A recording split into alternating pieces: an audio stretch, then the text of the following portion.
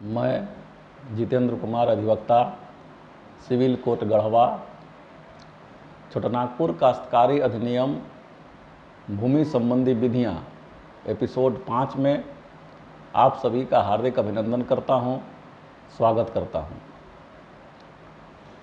पिछले एपिसोड 4 में हम लोगों ने देखा कि CNT एक्ट 1908 की धारा 4 में काश्तकारों का जो वर्गीकरण किया गया है उसमें टेन्योर होल्डर, भूधारक, जिसको जमींदार बोलते हैं, भूस्वामी भी बोलते हैं, इसको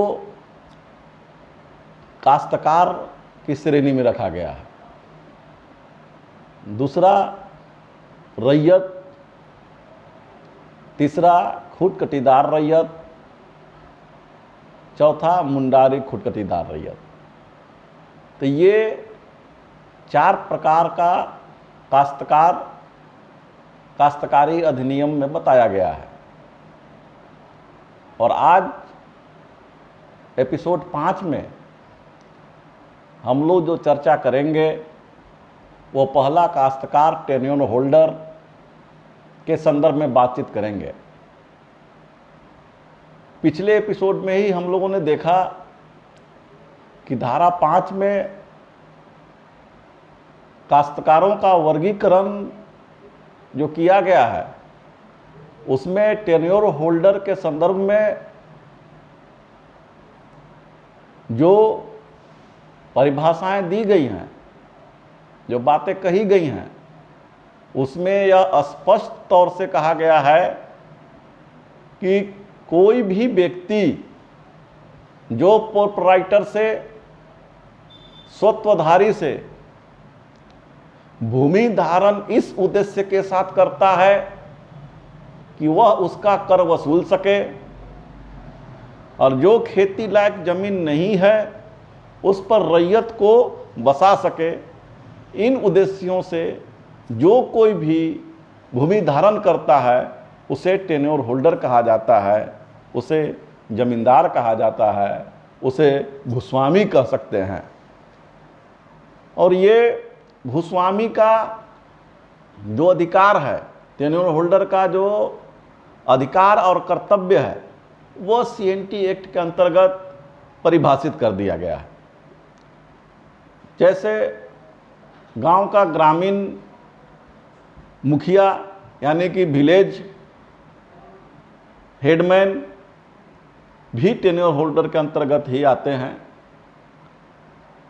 और धारा 9 के अंतर्गत ये बात तय है कि टेन्योर होल्डर जो काश्तकार होते थे, इनकी लगान जो भूमि का था वह बढ़ाया नहीं जा सकता था।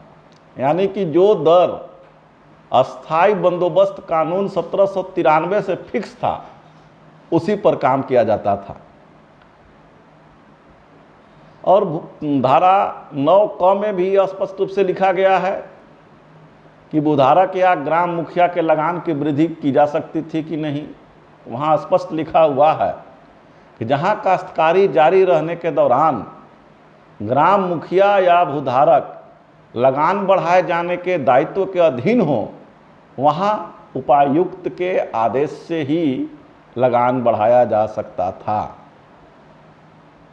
धारा 10 जो कहता है कि ऐसा कोई भी भूमिहरी अधिकार जिसका छोटानागपुर टेन्योर एक्ट 1869 के अधीन जो रजिस्टर तैयार की गई है, उस रजिस्टर में भूमिहरी राइट, भूमिहरी अधिकार अगर दर्ज है तो ऐसे भी भूमि पर लगान नहीं बढ़ाया जा सकता था।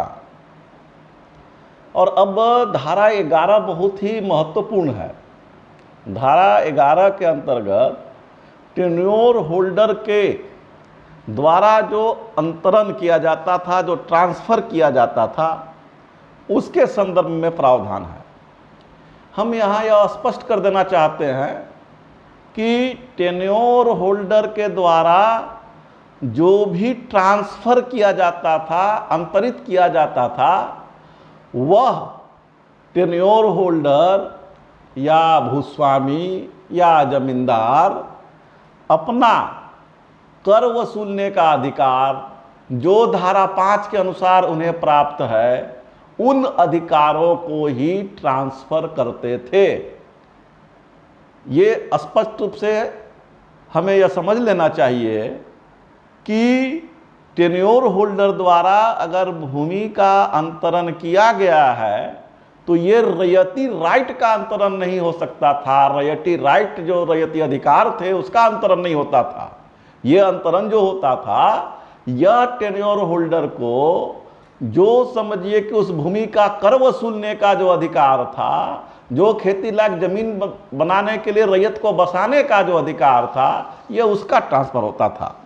और यह ट्रांसफर धारा 11 के अनुसार जब कोई भी टेन्योर होल्डर अपने भूस्वामी को इसकी सूचना देता था रजिस्ट्री से संबंध में, और भूस्वामी के यहाँ इसका समझ लीजिए कि आपका ट्रांसफर होता था, रजिस्ट्रीकृत किया जाता था।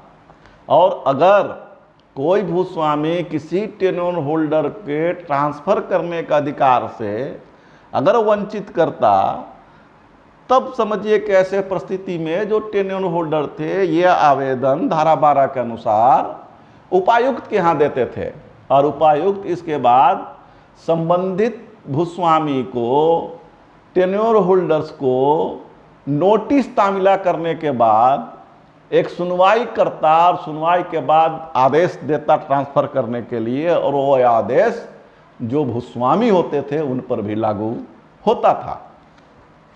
और कभी कभी होता था कि एक ही जो जमीन है उसके कई भी कर वसूलने वाले होते थे।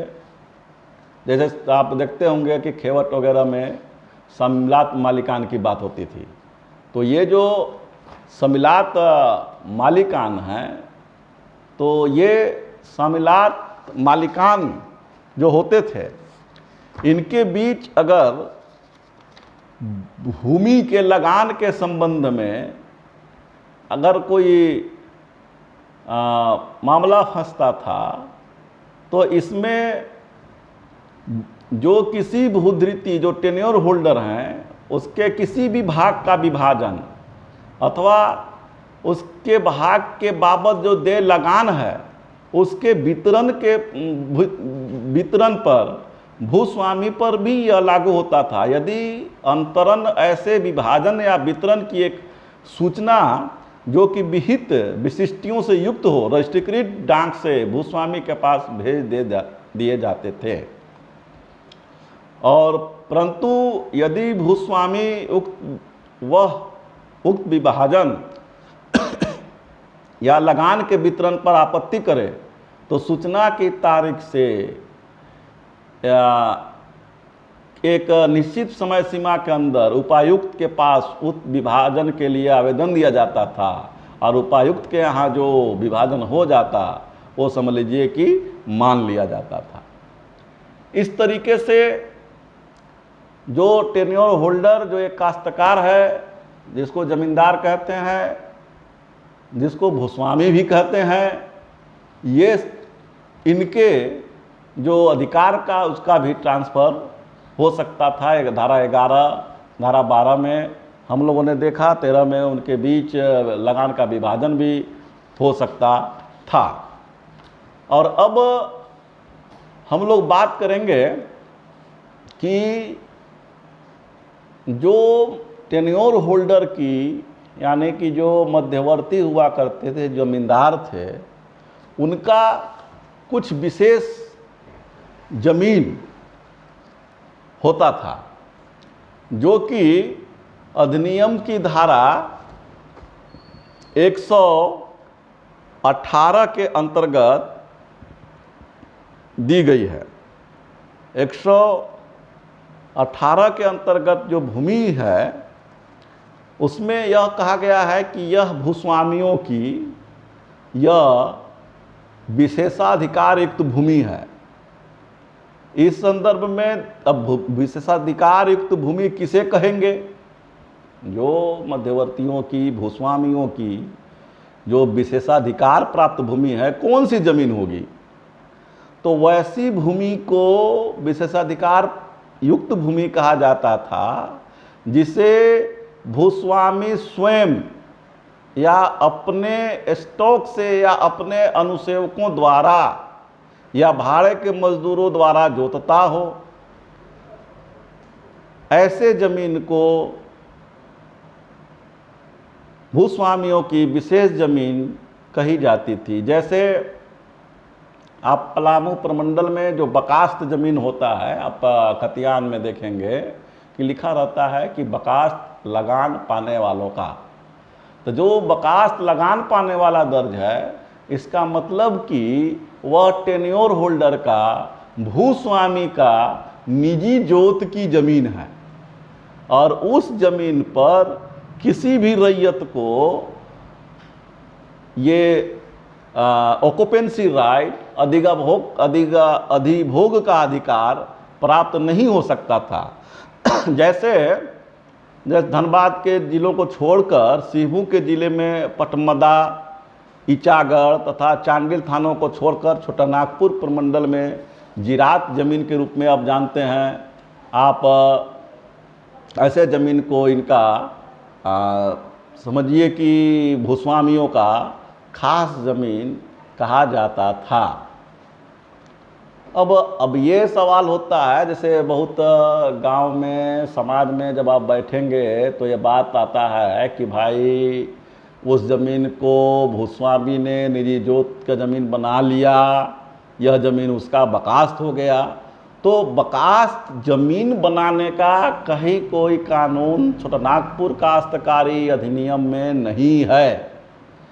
विशेषाधिकार युक्त भूमि है कि नहीं, इस संदर्भ में आपको धारा 123 देखना पड़ेगा, जिसमें यह कहा गया है कि किसी राजस्व पदाधिकारी द्वारा या किसी न्यायालय द्वारा ऐसी जांच में कि कोई भूमि भूस्वामी की विशेषाधिकार युक्त भूमि है या नहीं, जब तक कि प्रतिकूल साबित न हो, पदाधिकारी या न्यायालय यह उपधारित करेगा कि भूमि भूस्वामी की विशेषाधिकार युक्त भूमि नहीं है, यानी कि वही उसी भूमि को विशेषाधिकार माना जाएगा जो धारा 124 के अंतर्गत कहा गया है कि जहां किसी गांव की कोई भूमि छोटानागपुर भूधृति अधिनियम यानी छोटानागपुर टेन्योर एक्ट 1869 के अधीन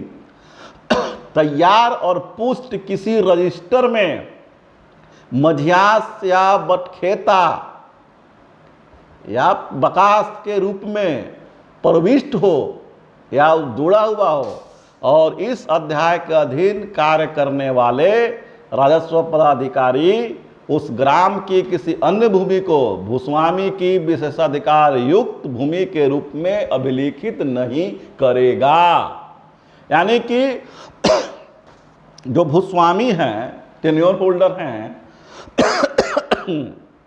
उनकी जो विशेषाधिकार युक्त जो भूमि होगी वह छोटानागपुर टेन्योर एक्ट 1869 के अंतर्गत रजिस्टर में प्रविष्ट हो कि यह मझियास है, यह बटखेटा है, या जो पलामू प्रमंडल में प्रचलित जो बकास जमीन है, अगर यह लिखा हुआ और खतियान तैयार हो गया तो उसमें जो दर्ज है वही उनका विशेषाधिकार प्राप्त भूमि कहा जाएगा।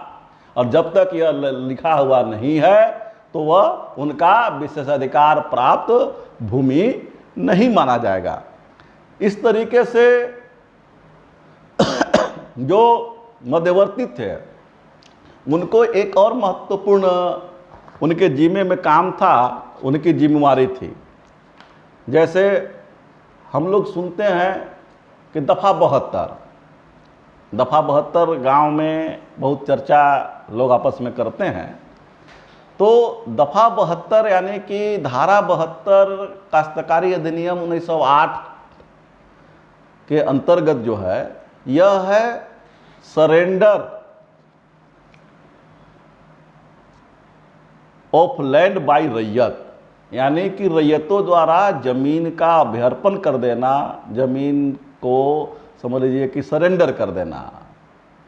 और एक रैयत जब किसी भी जमीन को सरेंडर करना चाहता है तो उसे समझिए कि जो वहाँ का भूस्वामी है उसको 4 महीना पहले नोटिस देना पड़ता है कि हम इस जमीन को छोड़ रहे हैं, इस जमीन को हम नहीं जोत कोड़ कर सकते हैं।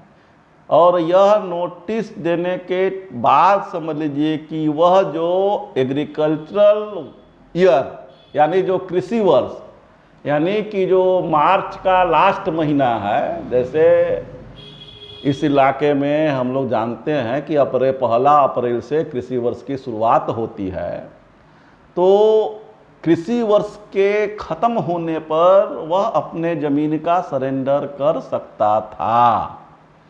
और जमीन का सरेंडर करता था। और यह समझिए कि 1947 से पहले वह 4 महीना पहले सूचना देकर सरेंडर कर सकता था कोई रैयत, लेकिन 1947 में एमेंडमेंट करके, कानून में संशोधन करके CNT एक्ट के अंतर्गत यह प्रावधान जोड़ दिया गया कि जब कोई रैयत किसी भी जमीन का सरेंडर कर रहा है तो वह सरेंडर करने से पहले उपायुक्त के पूर्व अनुमति से ही सरेंडर कर सकता है। ऐसा प्रावधान CNT एक्ट के अंतर्गत कर दिया गया। इसमें एक महत्वपूर्ण बात है कि जब कोई भी रैयत भूमि को सरेंडर करता था तो जो वहाँ का भूस्वामी, जो टेन्योर होल्डर थे, वह उस जमीन में या तो स्वयं जोत कोड़ करते या वह किसी रैयत को दे देते। और ऐसा करने से पहले, ऐसा अरेंजमेंट करने से पहले उनको 1947 में व्यवस्था की गई कि डिप्टी कमिश्नर का प्रीवियस सैंक्शन जरूरी था, पूर्वानुमति जरूरी हो गया था।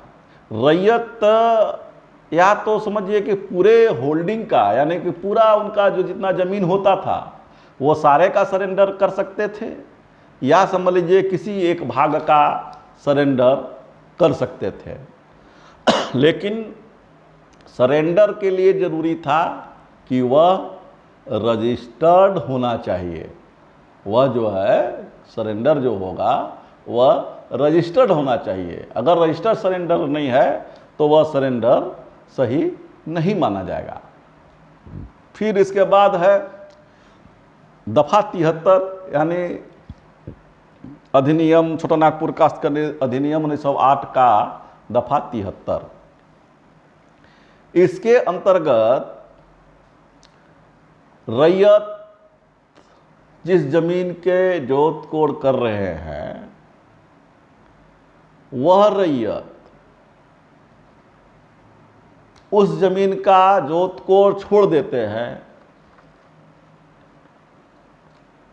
जो जमींदार को बिना नोटिस दिए हुए उस जमीन को वह छोड़ देते हैं।